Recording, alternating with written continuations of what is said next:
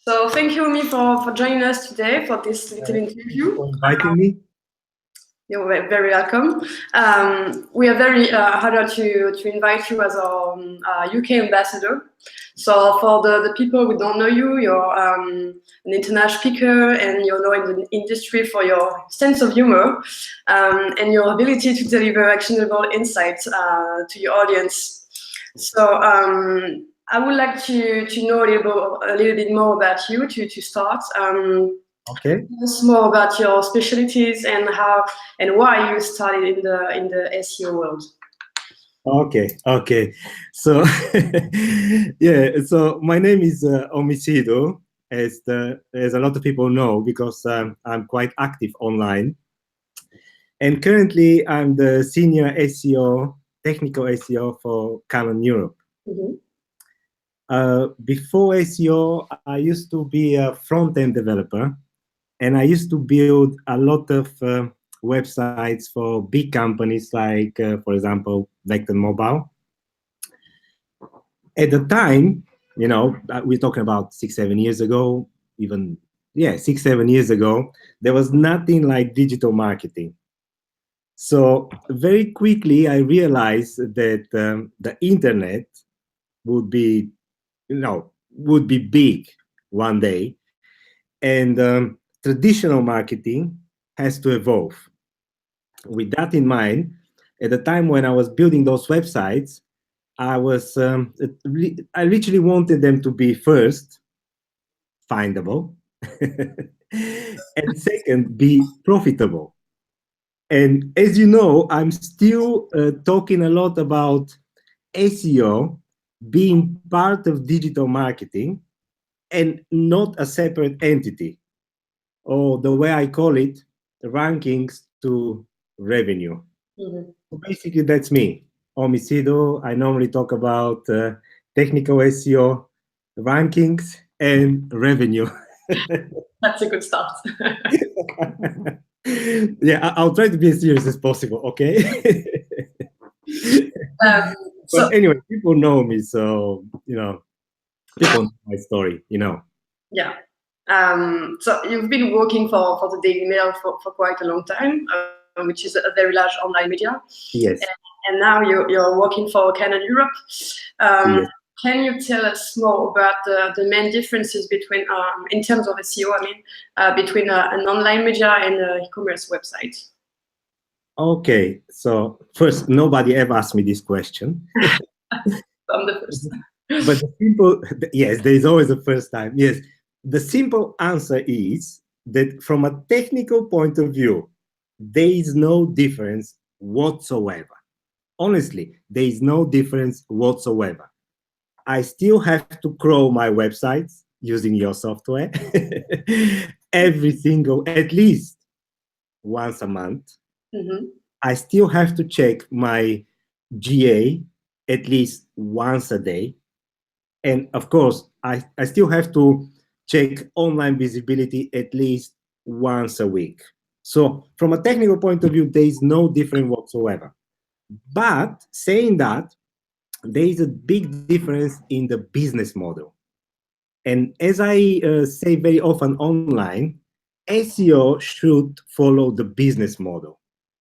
The Daily Mail business model is news, which means they produce a lot of content every single day, and they use tactics like clickbaiting.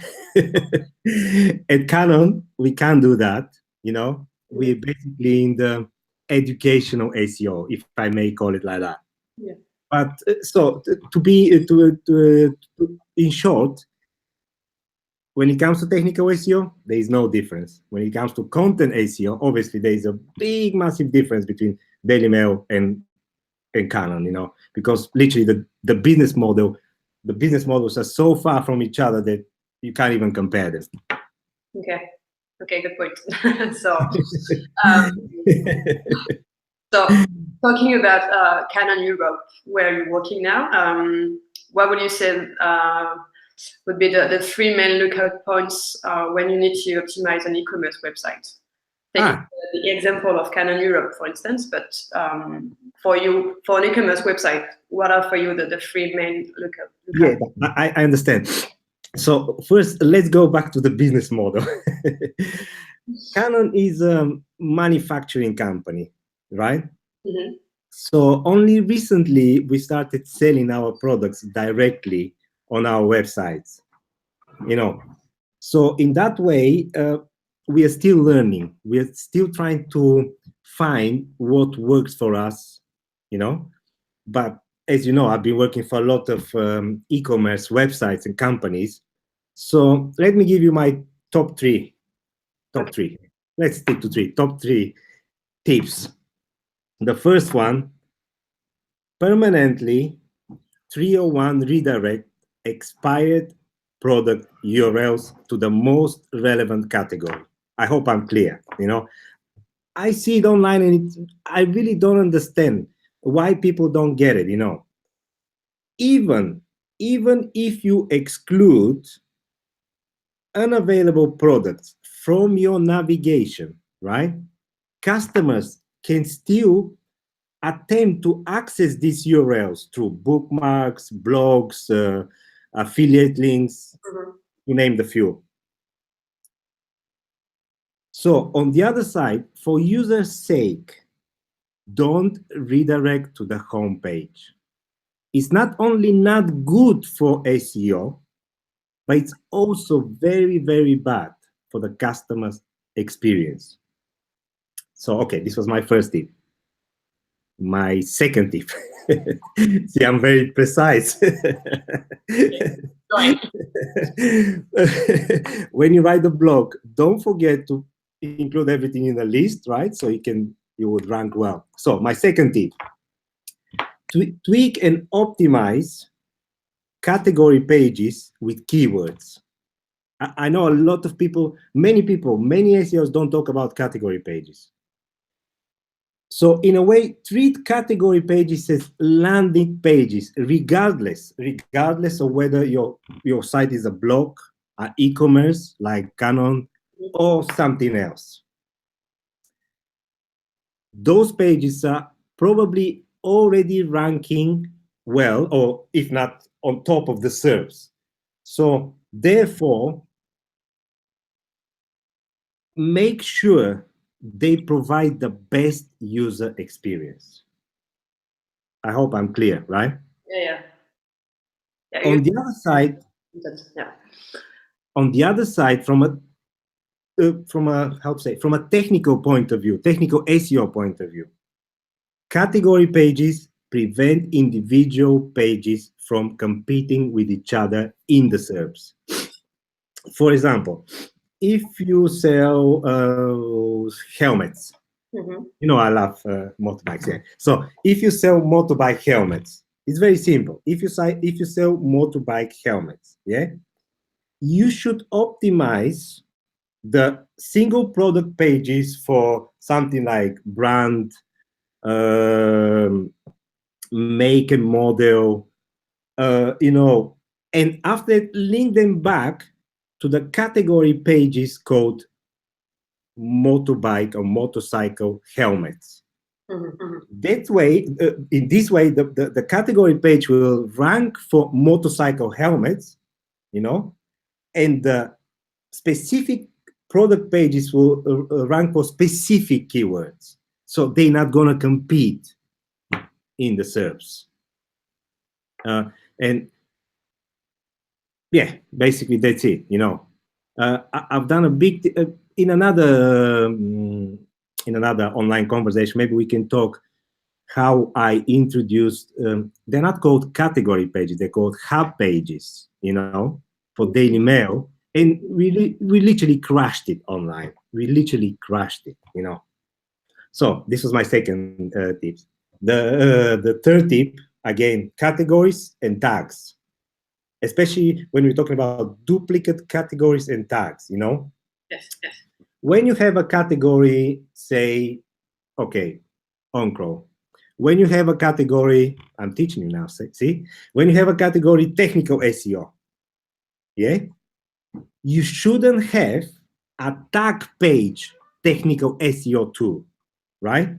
If you do that, which one should Google rank first? The same goes for plural or single, you know? Going back with the helmets, you know, you shouldn't be having, you know, an article appearing for two tags, helmet and helmets with S, right? Pick single or plural and stick with it for all your category and tag terms. So yeah, 3 tips. Perfect.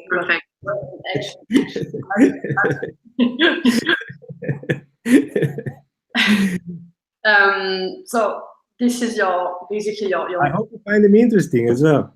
Sorry. I hope you find them interesting. Yeah, they are. They're actionable. I like them. So it's perfect. It's perfect for community. So what have been your biggest SEO challenges this year? Whether it is at your work or on your side projects? Okay.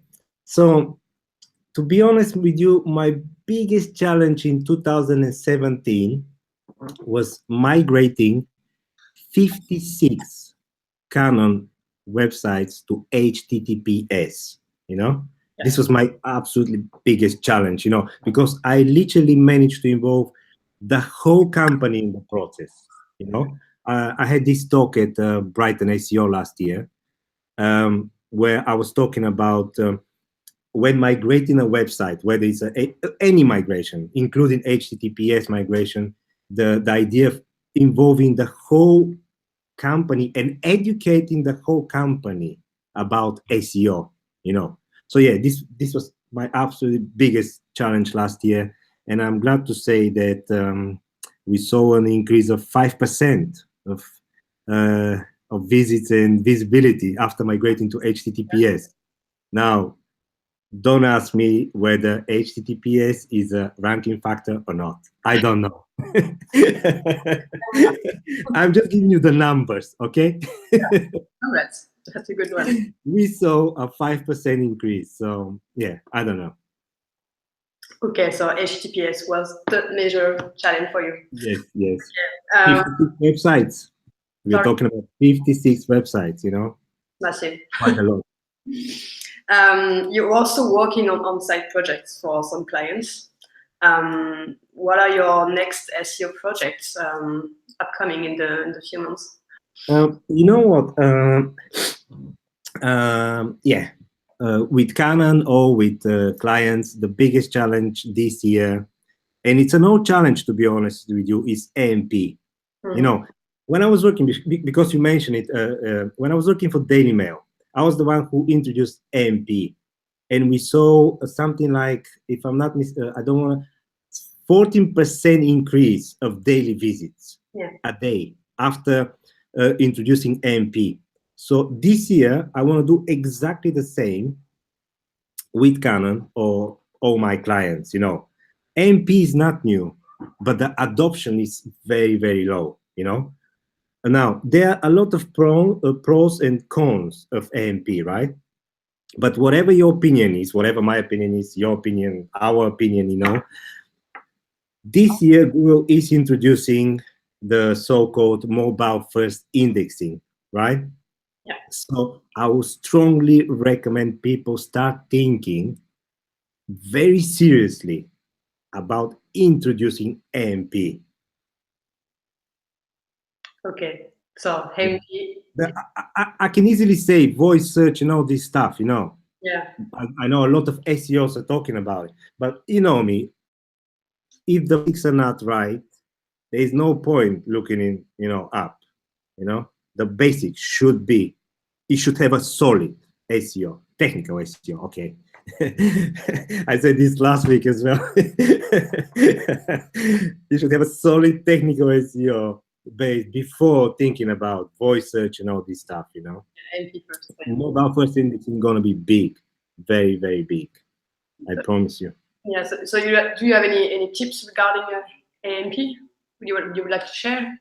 Well, The first thing is to really, my first tip is to really understand what AMP is. Many people don't even know. Many digital marketers don't know what AMP is, you know? And then follow, the best tip when introducing AMP is follow the rules. If you don't follow the rules, like letter by letter, you know, everything should be perfect. Even Google doesn't recognize a page as AMP, even for a tag that's already obsolete, you know? So nobody really cares about it, you know? But Google will still say, this is not an AMP page, because in our AMP recommendations, you know, you didn't follow the guidelines and all this stuff. So follow the rules, literally follow the rules. Okay. The rest is very technical, so, you know, if you have to talk about AMP, oh, we need another webinar. But just a sec, saying that it's very technical doesn't mean that it's difficult. It's very technical, yes, and it's very easy at the same time. Okay, if you follow. But when the understanding is not there, then it becomes difficult to execute. Yeah. You're also very active on social media, right? Yeah. Whether it's creating content or doing videos, taking pictures. Can I say something? If you don't, where should I look? If you don't follow me on LinkedIn. I'm talking to your viewers. So what's your strategy regarding personal branding on social media, or yeah? Personal branding. Personal branding. Where should I start? Let's start with the obvious, you know. Let's start with the obvious. As individuals, whether we like it or not, we all have personal brands, right? You are Emma, he's Ivan, he's Peter. We all have personal brands, right? Yes. But personal branding for me isn't about a strategy. I know I'm not answering your question, but personal branding for me isn't about having a strategy. Personal branding for me is about knowing who you are first. It's a good start. And what you stand for, yeah? Knowing who you are and what you stand for, and then finding ways, yeah, to make that visible, right? No strategies, just, how to say, play yourself, be yourself. But I don't want to be all these people saying all these cliches, right? You know, it's very simple. It's not about strategies. It's about knowing who you are and what you stand for, and finding a way to make it visible. Yeah, it's all about, how to say, boosting your passions, skills, understandings, visions, you know, which is online, which is basically key. Yeah, this is the key to rising up in a overcrowded internet world. Yeah, this is my vision. Yeah, and you're really how do you say it? You really like to share best practices with the community. Yes. I'm always me. I'm always Omi Sido. I'm never, you know, I'm not afraid to show my strengths and my weaknesses, because people learn from me and I learn from them, right? Yes. And don't be afraid to be vulnerable, basically, because we all have weaknesses. Let's be honest. This is why I said you have to really find your strengths, your weaknesses, and you have to kind of make find a way, you know, to make them visible. When people see you as a human being online, they like you. That's true. It sounds very serious. What are you doing on your free time when you're not doing SEO? I'm sure. Oh, You talked about what I, you said earlier. So I love, I'm crazy about football. I'm a big Chelsea fan, yeah. I watch football a lot. Not just Chelsea, I watch all football. I love cooking. I honestly love cooking, I'm not good at it, but I love the See, because normally when people say I love this, I love that, they mean they're good. No, I'm not good at cooking, but I love cooking. Yeah.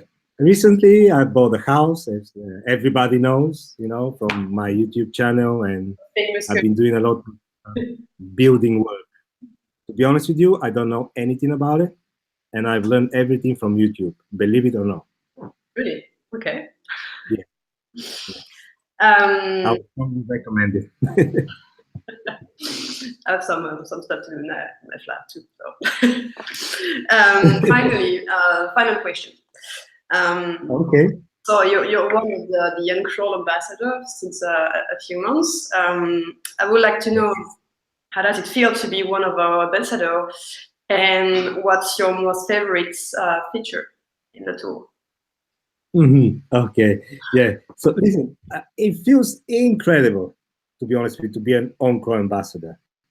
I've been using the tool for a long time. You know that, I've been talking about the tool for a long time, even before I knew you personally. Mm-hmm.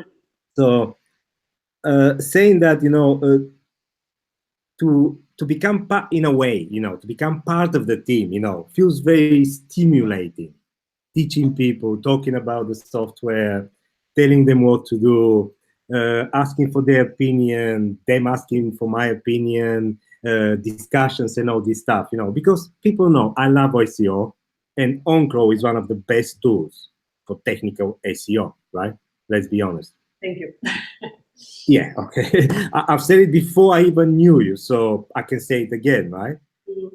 So, yeah, so saying that, because you asked me about the specifics, everybody knows that I'm a big fan of the log analyzer.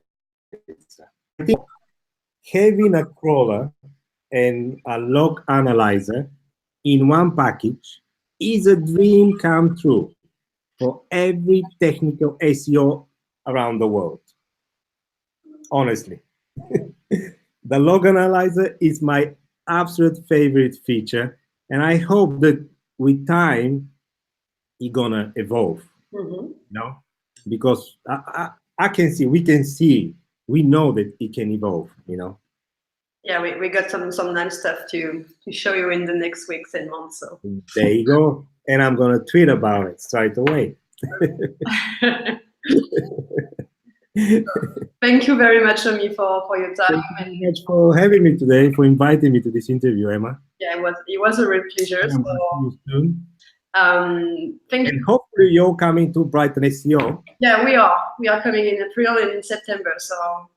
And hopefully all my fans will be able to talk to you, because I'm gonna definitely talk about you. Perfect. Thank you. Thank you.